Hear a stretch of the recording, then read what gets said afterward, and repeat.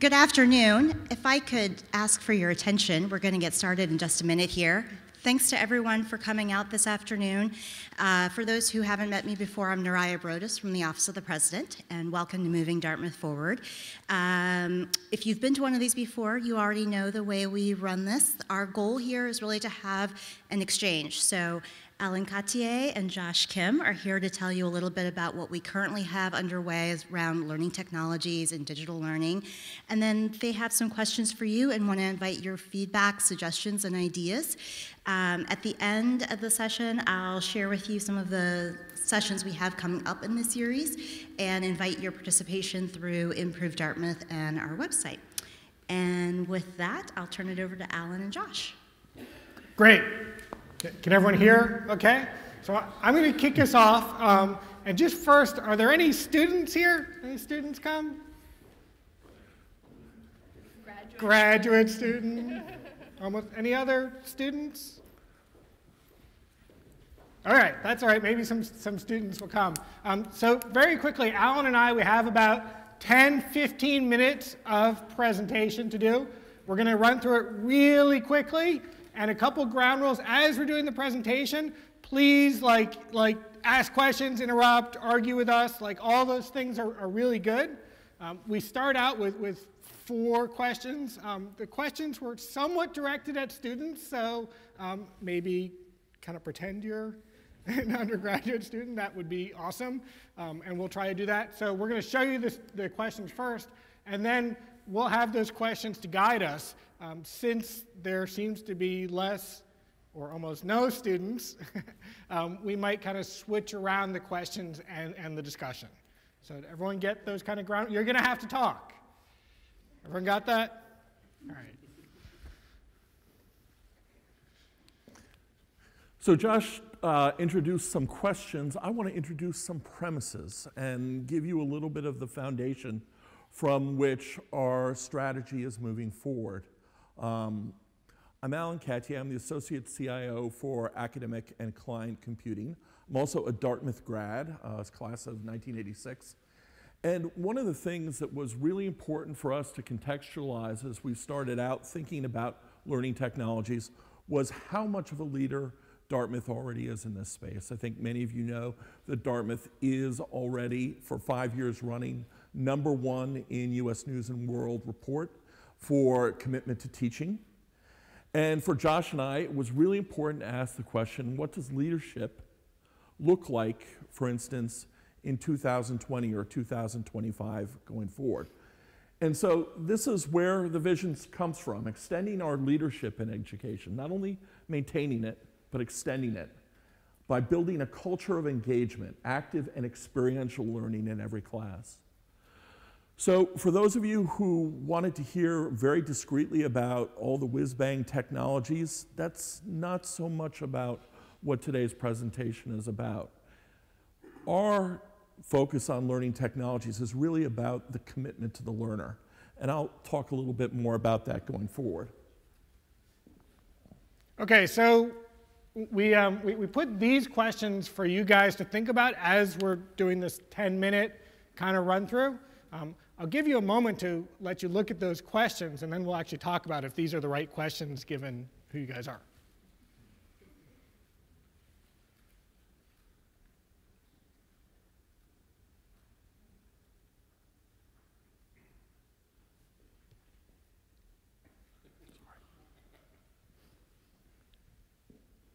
Okay, everyone have a chance to read those. So even if you're not reading those and we're not discussing those so much from a student perspective, I think it gives you a good level set of where our heads are. Is that as we're thinking about technology, we're really thinking about technology from the learner's perspective. And we really think that everything we're doing here is about learning. And technology is very much the least interesting part of the story. Technology is a bridge to where we want to go with how we see the best type of learning that can happen at Dartmouth College. So keep in mind these questions, and we'll maybe go for some other ones given who you guys are. So a quick history quiz for everyone here. Does anyone know what 50th anniversary Dartmouth is celebrating in May? Basic, exactly.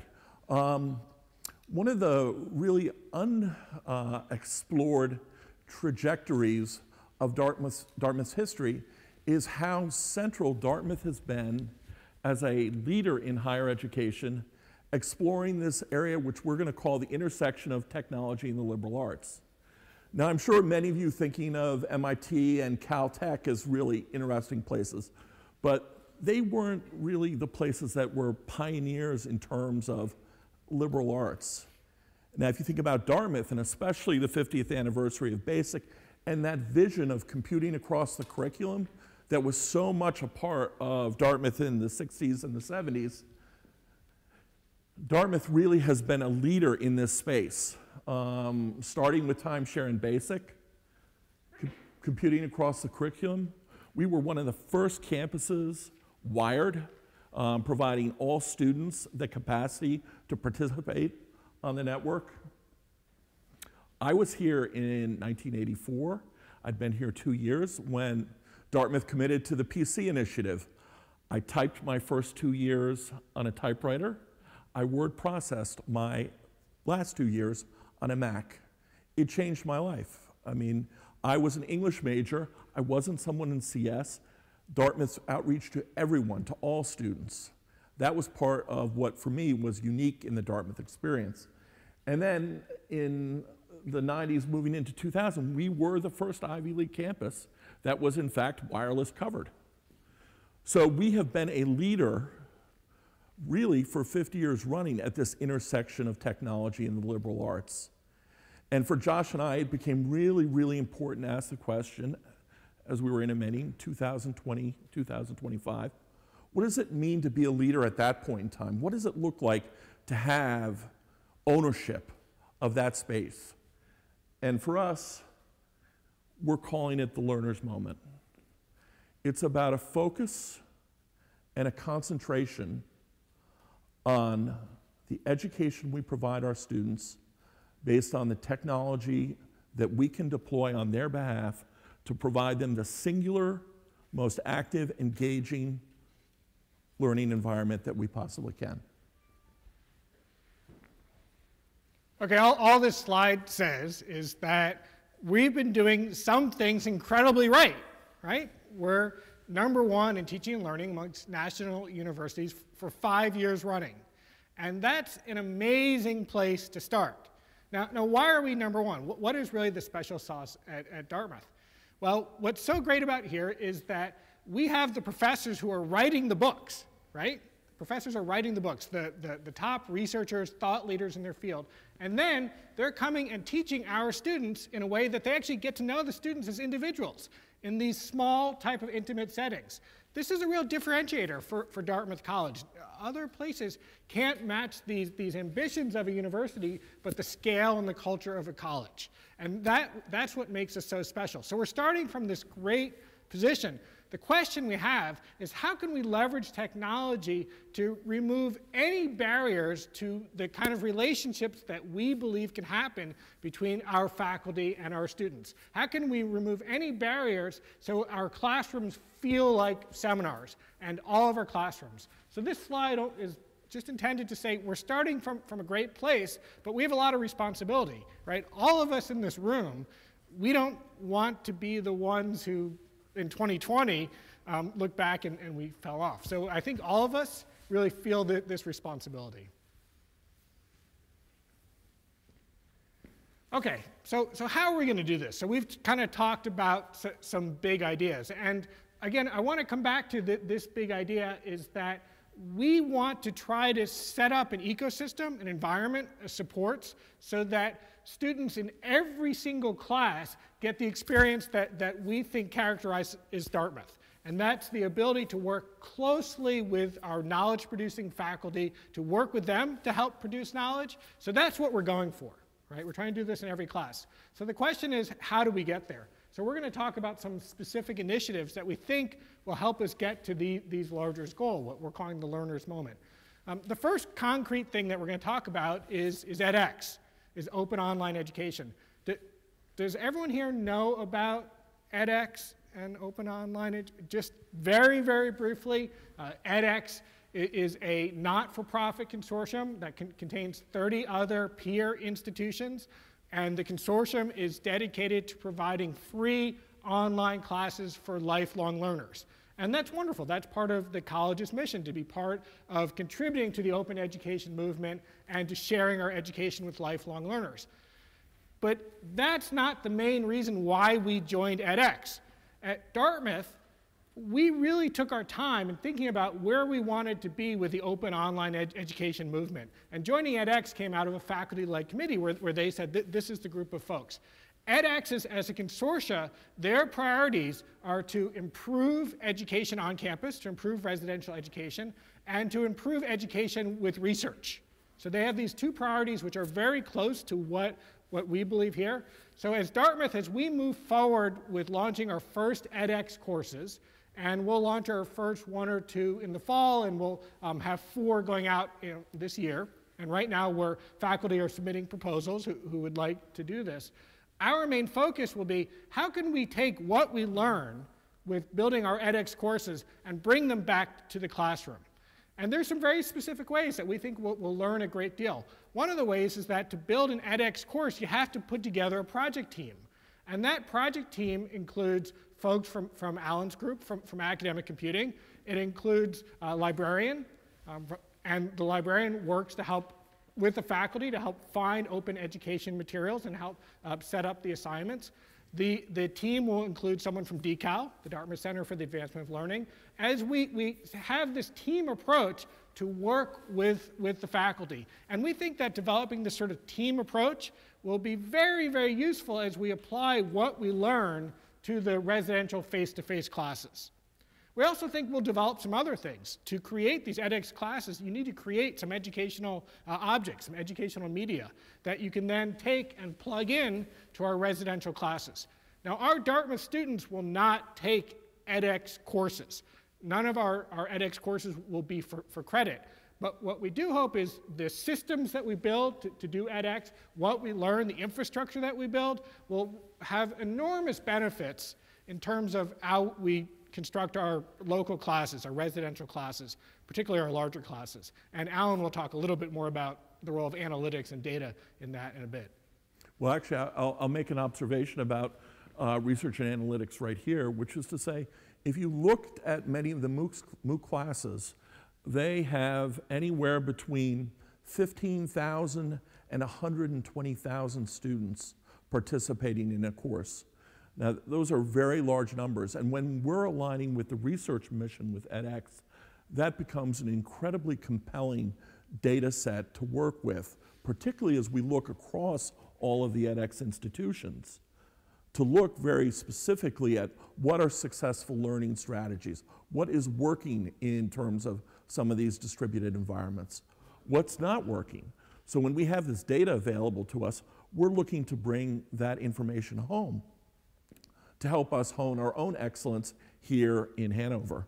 So before we go to Canvas, I just want to ask, I wanted to have a little break here. Does anyone have any questions? I mean, you must have questions about edX, why we're doing it, what it's going to mean, what it means for you. Why edX and not Coursera? Okay, so edX is the question was why edX and not Coursera? So edX, we felt like as a consortium really fit our values. It's not for profit. It has 30 other peer institutions, and all of these other institutions are really asking the same questions. What can we do to invest in teaching and learning going forward, right? And since it's a not-for-profit consortium of peers, it's a group that is dedicated to sharing what we've learned. So that means sharing anonymized data, right? And also sharing best practices. So we thought that, culturally, it was a really good fit. And Bob told us we should do edX, so the lawyer says. I only did the contract. Okay. Yep. So it's not about edX per se, but I'm actually questioning your original assertion, which is that technology, the need for technology to help remove some of the barriers to our current classroom teaching environment. We are ranked #1 in that teaching-focused experience, and I guess I'm questioning what are the barriers that you're trying to identify that you think technology can address? And I just wonder if that's a flawed argument to begin with. Yeah, I think it's a great question. It's exactly what you should be asking. Like, if we're number one, like, why do we need to do everything? Why didn't we need to do anything? And I'll say a couple things to that. One is that the college, like every institution, we have some larger classes, right? We have some classes which are not seminars, right? And there's always a challenge in these larger classes that how do you make the larger class really feel like the seminar, right? We have some amazing lecturers, and we still want students to have that experience, but we also want students, and President Hanlon has talked about that in every class we're going to have active learning and we're going to have engaged learning in every class, experiential learning. Students are going to learn by doing stuff, right? So part of what we're hoping to do is to look across our curriculum and say, are there instances where maybe we can make investments, put a team approach, so that class is really as active and experiential for all the students as possible. So I think that's kind of the first thing. And also, it's an opportunity to say, look, we care about teaching. We're going to invest resources and people into teaching. We don't know where that's going to go, right? We don't really know, but we're going to do some experimenting. And do you want to I would just add, we also are thinking that this is a moving target, right? That if you looked at how content that's actually going to be used in classes is going to develop, if you look at the impact of analytics as it's going to be influencing the classroom, and if you look at the overall experience of the learner, particularly in light of how brain science, cognitive study is starting to really map out how the learner learns, those three things are going to start changing what it means to be in a classroom. And I think a lot of schools are targeting this area very specifically to distinguish themselves, taking a look at Dartmouth being number one, saying, how are we going to take the mantle now going forward? So I may have made a step too far in my, but I took your question about barriers to imply that what you're trying to eliminate are any barriers to the best of faculty mentorship, of what you get in individual mentorship in those really small group classes with faculty or in the office. Is that what you're trying to accomplish? I think that's really well said. I mean, partly we're trying to create conditions for this kind of discussion so that these kind of ideas can come out and circulate and we can work on these together, and that you can have allies to help you with that. So I hadn't heard it said that way. I think it sounds really great. What's the longer-term trajectory for edX at Dartmouth? So 4 courses the first year. What's the thinking going forward, or is there any thinking yet? It's a really good. So the question is, what is the trajectory for edX going forward? I mean, I think what we can't overestimate enough is that we're in an experimental time. It's really exciting, right? We get to create things, we get to learn, we get to play, we get to do this on our own terms. Now, what's great about edX is Dartmouth is not going into this to try to make money, right? We don't think that this is a money maker thing.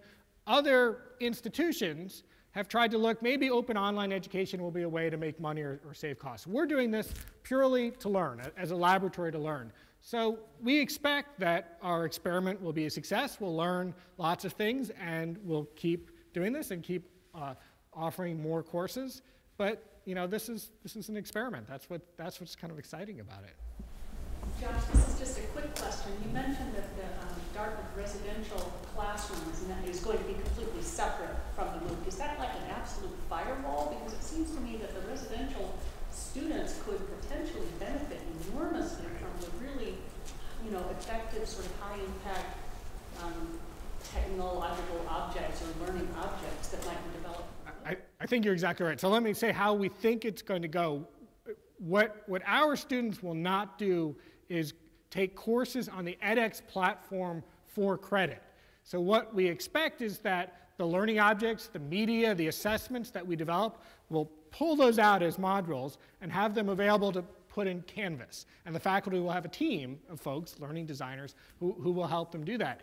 It also may be so that our Dartmouth students, or prospective students, or alumni will also, look at these courses about the best we have to offer. So just to be very clear that we think that our residential technology here at Canvas is really optimized for the Dartmouth experience that we want to have here.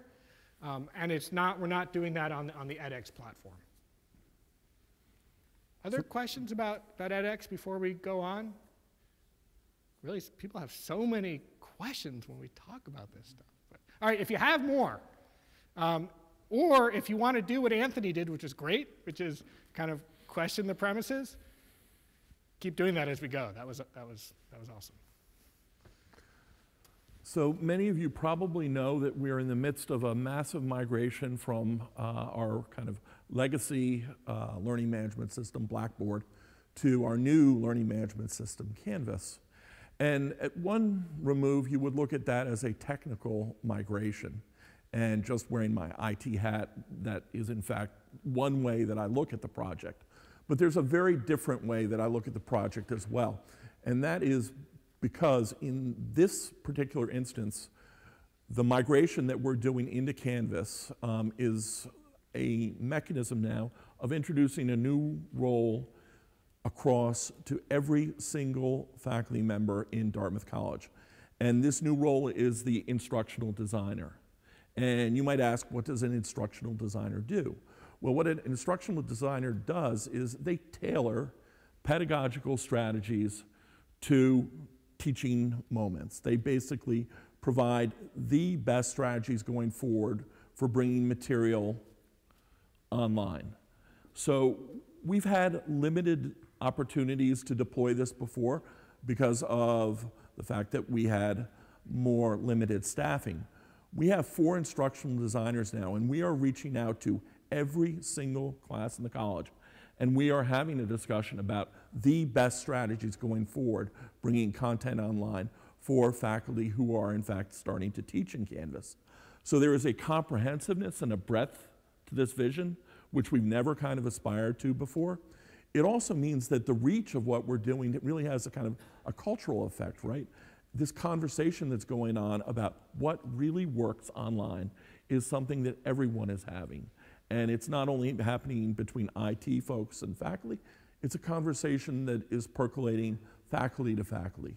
So we're hoping as we advance the Canvas agenda, we're building out essentially this ecosystem where, as the title says, we're having both a spirit of kind of experimental, let's try things, let's see what really works going online, because technology is a moving target.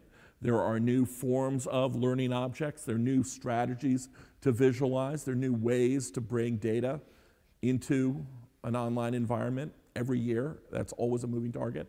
And how do we do it systemically? How do we do it such that we're taking Dartmouth on this particular journey, and we're bringing Dartmouth to the point of ongoing leadership as we're deploying more and more content to engage our students? Excuse me. Could you just talk a little more about Canvas? As I kind of gather what you're saying, that's a way to extend the conversation outside of the classroom for the students as well as the professor, and maybe how does that happen? Is that what it is, and then how does that happen? At this point in time, it's really the breadth of the migration, which is to say that we are literally 3 months formally into our migration. Already half of Dartmouth students are in Canvas. So the hope is that we're providing them a better learning environment. So maybe if I could give you one quick example. We have one faculty member who had a very particular need. And that particular need was to be able to annotate YouTube videos in her class. This particular class, that was the interactivity that the instructional designer and the faculty member felt could really make the difference. Now, if we were in the Blackboard world 1 year ago, here's what would have happened. We would have had to test that particular functionality once we found it. We would have to assure ourselves that that functionality did not basically interfere with the operation of any other course. And we would have needed to wait to introduce that technology until we had a window when we could afford to bring the system down. What happened in this particular instance is, because of the way Canvas is designed, it's very modern in terms of its architecture, we were able to introduce it install it, deploy it within 2 days of having discovered that functionality. So it's that kind of agile response to things that students are really going to feel make a difference in terms of learning success, actually building for the learning outcome, that we hope it will be something that will be repeated for many of our courses. What was, you're building on from Blackboard, what was its penetration before? How many courses used it? How many students?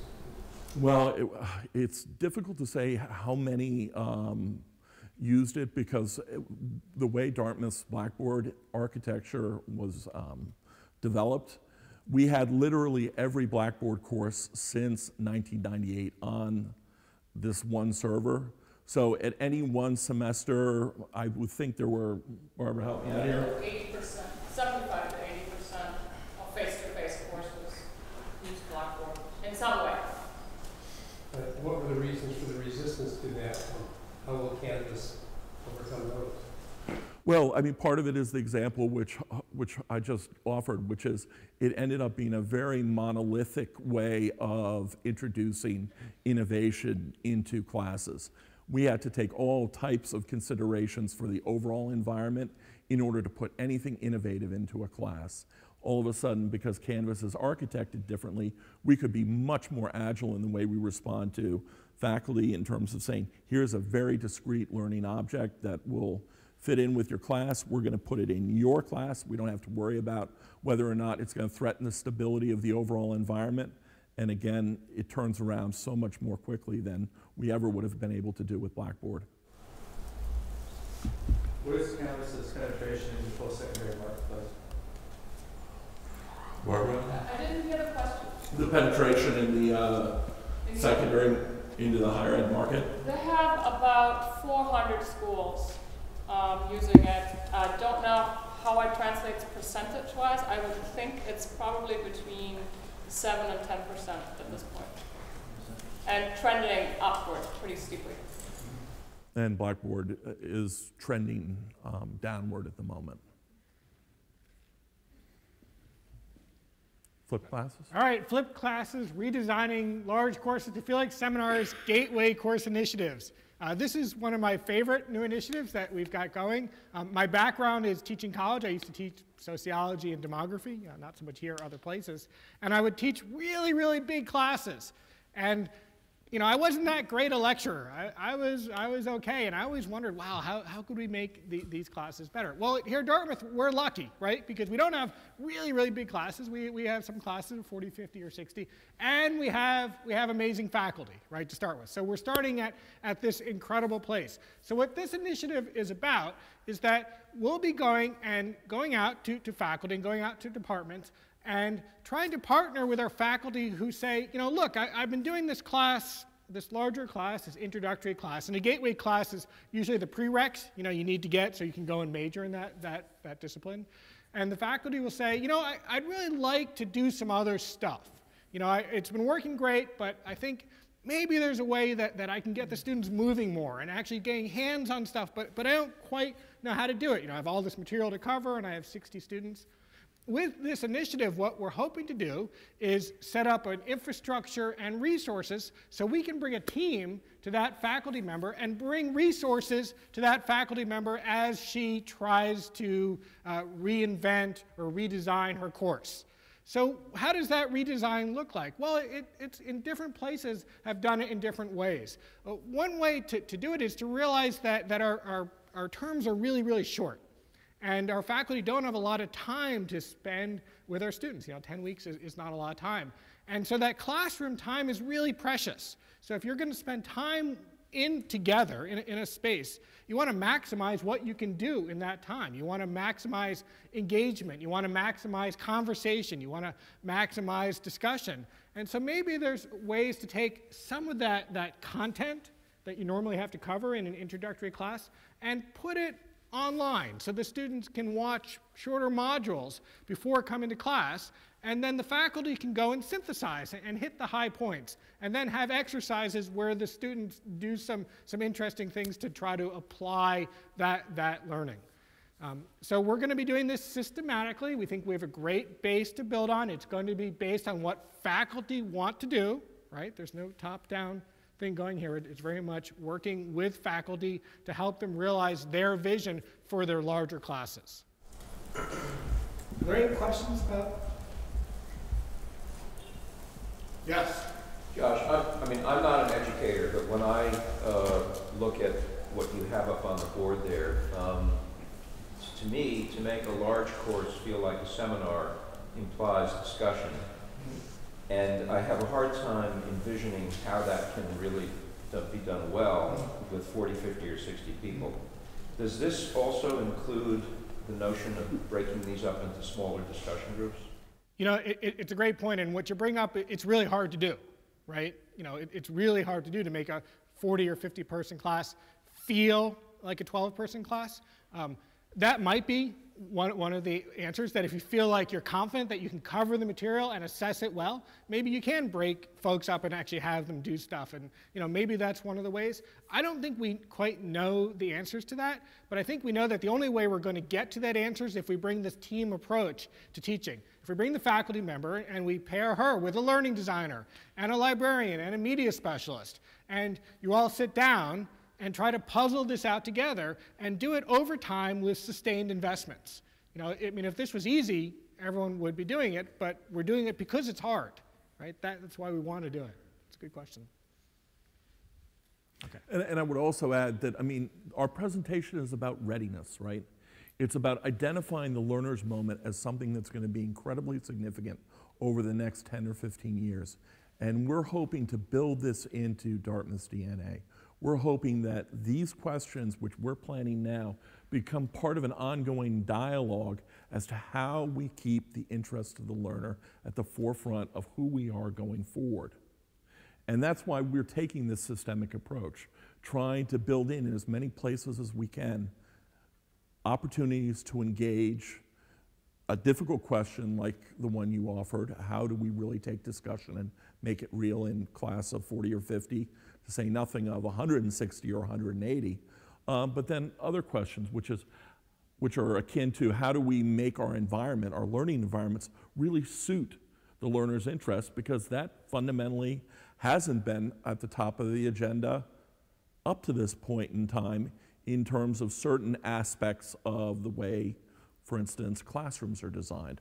So I think my next bullet speaks to that, which is we're hopefully moving to a place where we can start having discussions about classrooms of the future and what, in fact, rooms that support active, engaged learning look like. We know that they're probably very group-friendly, they're very agile, they're adaptable, they're movable, but beyond that, how do they incorporate maybe some of these new learning environments, these virtual environments, which we know will be part of learning in 5 years, for instance? There are beautiful classrooms on this campus. I in fact, sat in many of them, but they are probably not the type of configurations that support the kind of active learning that we're going to need to foster going forward. So part of the agenda here is really starting to think about the spaces in which we teach and learn. And then I think you all probably have heard some conversations around Khan Academy. Does everyone know what Khan Academy is? So Khan Academy, that's an interesting partner for Dartmouth, right? Khan Academy is this kind of groundbreaking initiative that Saul Khan developed on behalf of his nephew, training primary mathematics and offering these little online videos where his nephew could work through and really master content. And so there might be a question about what would Dartmouth's interest be in Saul Khan's work and in Khan Academy in general. Well, for any of you that might have kids that are using Khan Academy, or for any of you who have walked through, for instance, the personal finance tutorials that have subsequently come up for adults, these environments are incredibly compelling, and they are being used by millions of people. And so as you're thinking about, again, the opportunity of analytics, we've got edX, which is offering us this particular window on let's say 40,000 to maybe 100,000. Well, the world of Khan Academy is the world of millions of learners online working through content. And why is that so significant? It's so significant because it offers us an understanding of how people stumble, of how they excel, where they master, what are the patterns of learning that suggest they can move to mastery.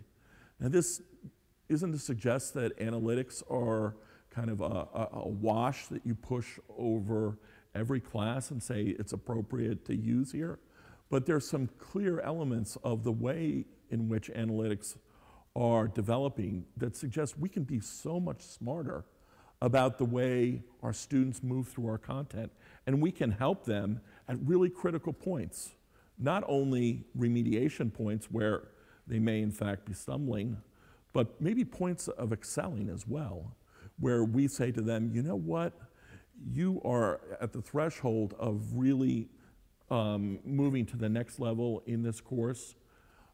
If you do the following, you will in fact get promoted into this next course. And I mean, that sounds like a trite example in terms of Khan Academy, but in terms of Dartmouth, it might be the moment in time where you identify a student who is a Rhodes Scholar if they in fact just did a certain number of activities or had a certain conversation on this campus.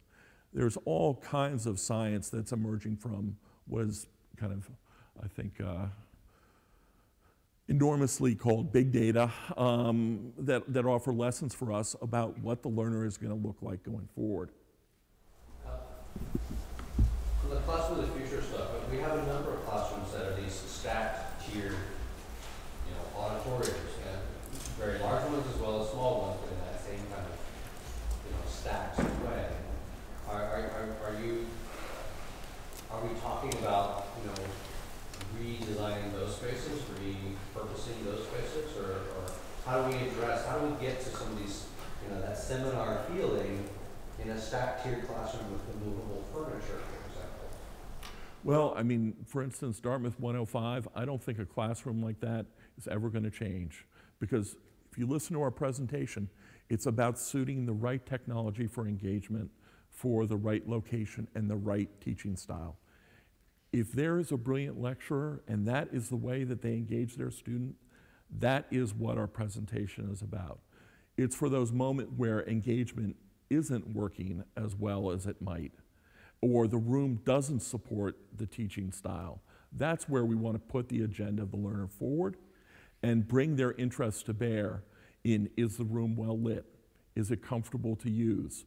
Or is the furniture allow the type of group interaction that we want to foster? Is it in fact flexible enough such that the students can reconfigure it within a class period? Does the faculty member have too much of a burden in terms of stepping into the space and configuring it to their own use? I think it's a global agenda, again, the ecosystem, which we're trying to introduce at multiple points so that we really can comprehensively as a campus be thinking what it means to be a learner in some of our spaces.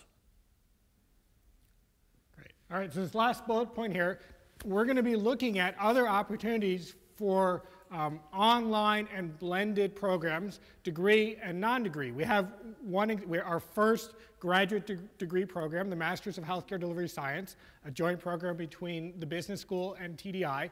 And what was great about the program is that we showed that we can deliver an education that is a Dartmouth education, which is really built around these close-knit relationships between faculty and students, this really high-quality, intimate experience, and we can extend some of that to what goes on online, right? So as we look at other programs that we might do for degree or non-degree, executive education, we're going to keep that model in mind, that our value proposition here is our faculty, the faculty who write the books, right?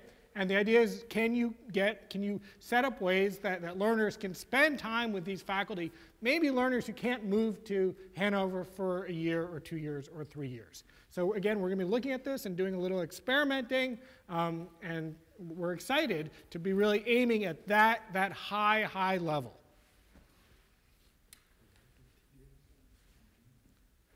So, you know, the thing that we're emphasizing, we're going to get you guys talking. I know some people have to leave. That's really not about the technology. The technology is a bridge. That's about focusing on the learner.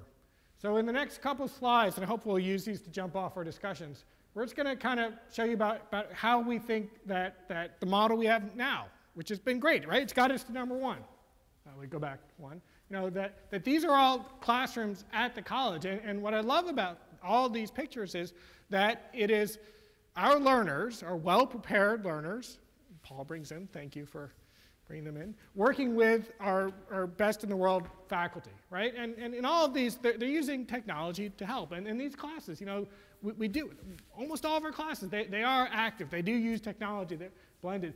We have team-based in terms of teams of students working together and often teams of faculty. And so many of our classes are experiential, where they're actually doing stuff. So we have this amazing base to build on. And then going forward, well, I'll let Alan talk about going forward, and then I'll jump in also. And then we'll hopefully get you guys to ask questions. Lots of characteristics here that just speak to a much smarter learning environment around the learner. I don't think it's a real stretch to imagine in 10 years we will have our own personal agents that will be out there looking on the internet before we get up in the morning, searching for material that we're interested in. It'll be hand delivered right around breakfast time. It'll be the type of encounter where you take that information forward into your day. You need to contact people. Your intelligent agent, your personal virtual agent will be there for you. And for the student, there will be a similar animus where they'll be able to research, work with ever more sophisticated content in the library. They'll be fine-tuning their virtual agent. This particular vision is of sitting down with a computer like, for instance, IBM's Watson, and having it be part of your work group, right? Let's take all that computing power, that awareness of what's out there on the network, and make it part of our work group. Let's really see what it can do. The analytics, again, just how much we can tell our learners about when they're going to succeed, steps they might take to take themselves to the next level, and ways in which they can master content. Flexibility, you heard me talk about that in terms of learning environments. Multisensory, you know, imagine stepping into a learning environment where in fact you're studying the human body in a virtualized world and you step into the cell that you're studying in terms of the Google glasses that you're wearing and start manipulating and looking at, in fact, all the attributes of the cell that used to be on a textbook. It's a lot more dynamic learning than we ever have experienced. And this competency-driven, I think this is going to be an important attribute going forward, that there are going to be certain considerations that really drive learners to demonstrate mastery and to show that the learning outcome, the learning experience has been successful. So this is a little bit about the future of learning at Dartmouth. So we come back to our kind of questions for the audience, not the student audience that maybe we expected, but still you all are obviously here because you're interested in engaged learning and interested in the future of the classroom and interested in Dartmouth's excellence in teaching. Yeah, so maybe we'll kind of throw this, I mean, we have these questions, which again might not be exactly where you guys sit, but I'm really, you know, so you've heard us talk about that it's not about technology, it's about focusing on the learner. And you've heard us talk about that whatever we do, technology is going to change. There's all sorts of exciting things happening. It's going to change quickly, but we're going to stick to our core values. That's the world's best faculty, working closely with our students, right? And we're going to try to integrate technology to improve that experience where appropriate. right? So you've heard about our big thrust about how we're doing this and the investments we're trying to make to bring teams of faculty and non-faculty educators together to focus on classes to hopefully create what the next generation of learning is. I mean, I think you've kind of got that. I think we'd be curious about, okay, is this resonating? Are there questions about this, concerns, more ideas? Is it compelling? Yeah. I think it's an incredibly compelling vision, and the question I have is really not my own, because I work with alumni and fundraisers at college, so I'm speaking to business people and venture capital people, and so the vision and the learner is really important, but we all know that leadership is really important, and you all have to provide that incredible leadership, and I'm curious about how you stay abreast of trying to know what you don't know. And are you building networks, or do you have access to networks of expertise in the business world, in the venture capital world, that can keep you abreast in terms of outside consulting? I mean, you don't want to get caught in the darkness about what was brilliant as it is. I mean, we all, I have the greatest respect for what you're doing, and having, for instance, edX coming out of a committee that included lots of faculty. Well, that's great.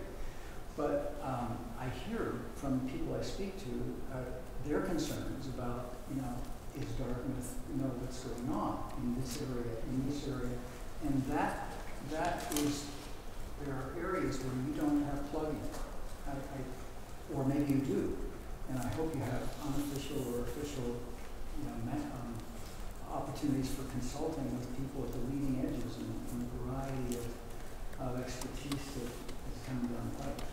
Yeah, I think it's a great question. I mean, the way I think about that is where higher education is changing so much is that so many more of us need to be involved in improving the experience of the learner. That when I first started teaching, again, it was just that what they would do is they'd say, okay, you go to this classroom at this time, right? And maybe you got a little help from the person who helped set up the projector. But now we know that it's a lot more competitive environment. There's a lot more ways that people can learn, and many more ways they're trying to grab the student's attention.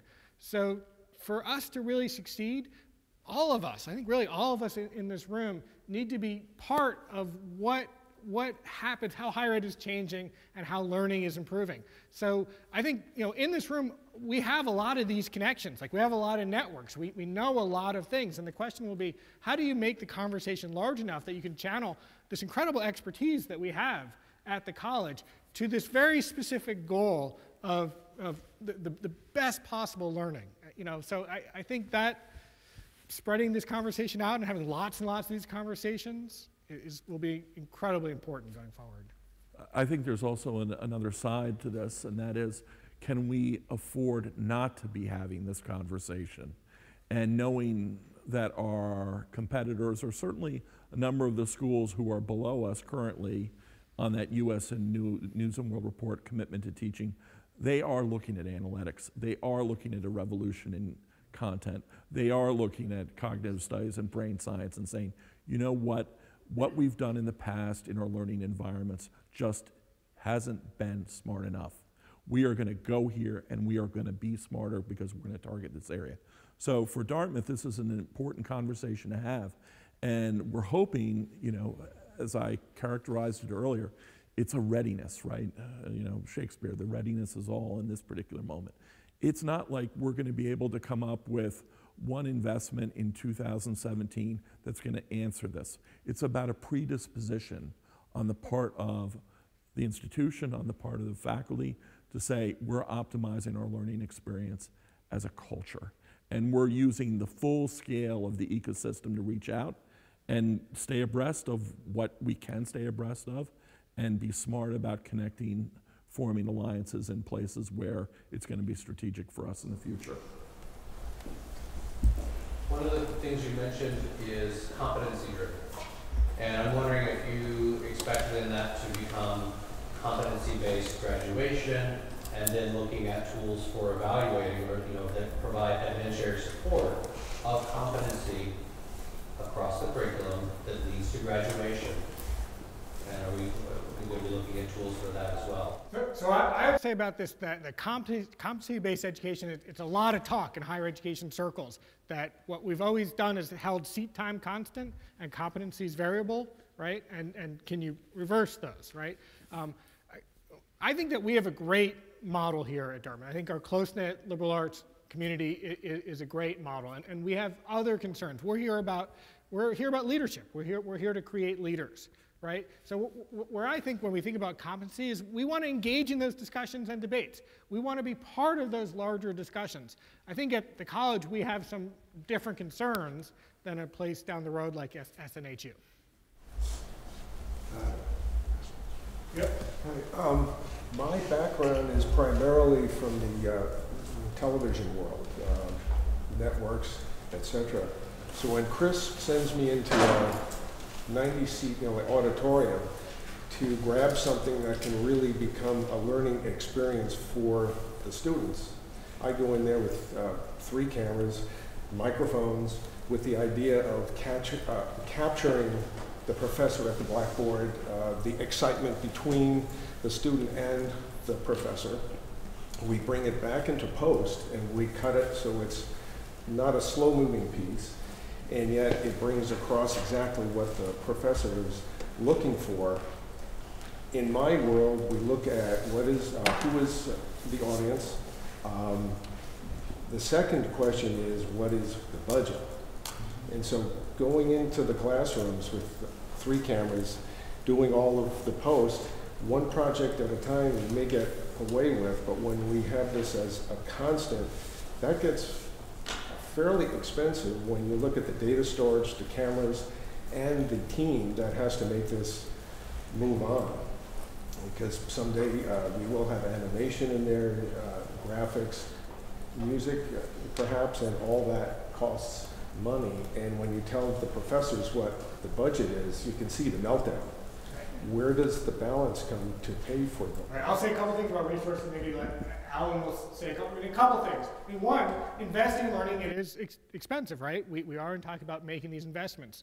So there's a couple ways. One is that we're certainly part of the strategy we go out for philanthropy, to tell this story to our alumni. And our alumni get very excited about this because they remember this Dartmouth experience of working closely and creating knowledge with faculty. They've seen technology disrupt their industries, and they'd like to see Dartmouth move forward in a way that's consistent with our values, but leverages the new technologies available. So that's one way. The other way is, frankly, substitution. I mean, I think all of us have to figure out, okay, are there ways that we can transform what we're doing day to day to participate in this move towards putting more inputs and resources into the classroom and for learners. So I think this is a conversation we'll all be having, is how will we shift what we're doing towards this vision? And there's no magic bullet, as Alan was saying. It's really a culture that you have to create, that we're all going in the same direction. And I find that actually very exciting. Do you want to add? I would just add that, I mean, I think we're also going to have to look at our learning environment and very specifically develop better ways of not only knowing what's out there that we can leverage, but also developing partnerships. It's one of the reasons why I think the library is absolutely a critical partner in just this vision of the engaged learner, because the world I think we're moving into has learning objects that not only are great for Dartmouth, Harvard, Stanford, whatever institution, but frankly, shareable and part of a larger movement, resources that can be deployed without being repeated. And I think we're going to be looking at ways of discovering how we leverage each other's successes, how we leverage each other's content, how we make it findable, how we make sure that we keep the experience of the student at our forefront without essentially pricing them out because of our commitment to them. With that whole example of like post-production, and I've done a lot of production in my life too, and it's sprawling, right? So isn't really a real-time answer you have is like 001 in the basement of the VAC building where every desk has a microphone and a speaker, and you've got cameras, and it's in real time. And the students are controlling the content and moving, like all these things you're talking about are happening, and then just get all the post-production out of the way. It seems as though, because that is kind of what the direction we're going in, right? Is where you want to take this conversation or this education, make it accessible, and then the excitement then I think can come out of being in that dynamic environment digitally, maybe not physically, and then also because it's happening like that, you can go in and your intelligent being can strip all the stuff out that you want and have it over your coffee the next morning if you're not going to watch it in real time. So I mean, are we going in that direction, or are we going in the post-production direction? Like, you know, I mean, that model of, you know, doing 9 hours of content to boil down to one or whatever that becomes, also strips it away from the students, you know what I'm saying, like things you're talking about, being in the students' hands. Like, so can you talk a little bit maybe about that? Does that seem like where you're headed, one of the places? I mean, I'll say that I don't think we know the answers, right? I mean, I think we know what our goals are. We know our goals are active and experiential learning in every class, right? And we know to get there, we're going to have to take some risks. We're going to have to experiment. We're going to have to do things that are maybe a little outside of our comfort zone. But we're confident about doing that. We feel like we have this incredible model here at Dartmouth, which is other folks can't replicate. You know, we have the faculty who write the books working closely with our students. That's a great model. So we feel, Alan and I feel incredibly fortunate that we're in this position to work with all of you to experiment and innovate. I mean, I hope you guys pick up some of the excitement around all this, because it's really cool stuff, right? So, Naraya, do we have time to wrap it up? One more question. So I like to question assumptions. So the one assumption that we've made here is that we cannot make the classroom small, like a seminar. Dartmouth has figured out a model that works. Great teachers, great students, put 15 of them in a room and great things happen. How impossible is that? Could the innovation be make that scale? There are so many resources that go into supporting these larger classrooms. Suddenly you need a learning management system. Suddenly you need support librarians. Suddenly you need microphones in every seat.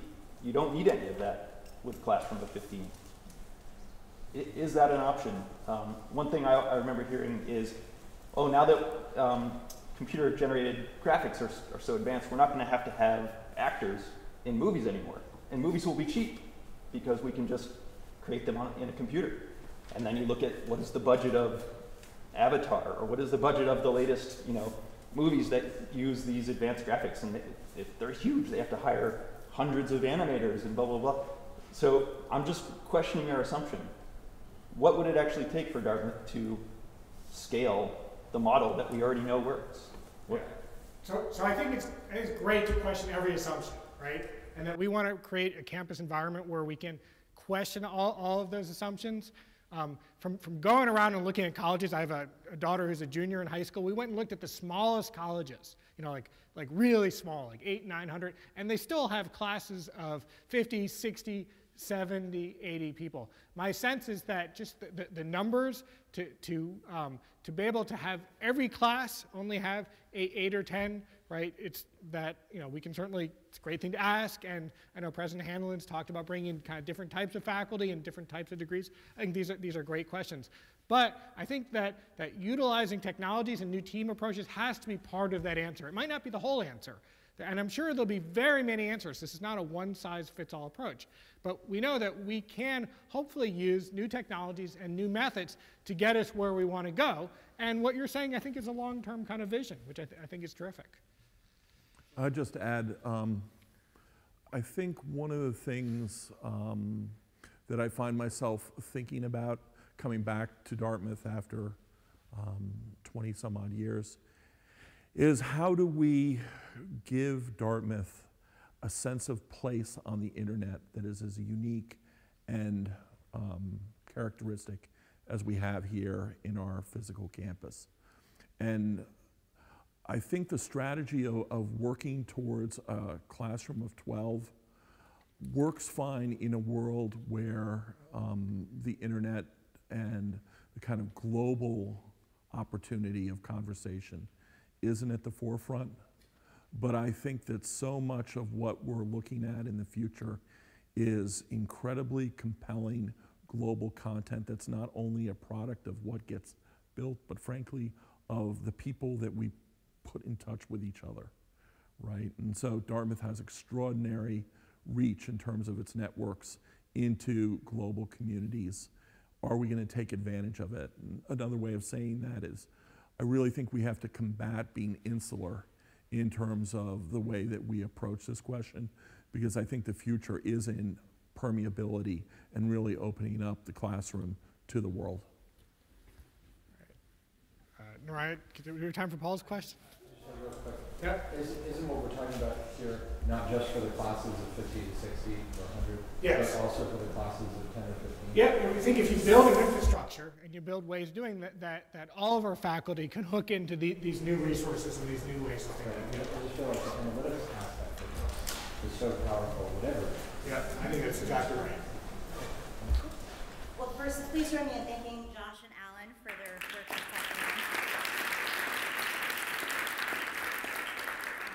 So just a couple of points. I want to really, thank Alan and Josh for inviting us into a conversation. That's what this entire series is really about, to get us all thinking and making suggestions and positing ideas or questioning our assumptions about any of the priorities that President Hanlon or others have outlined for the institution.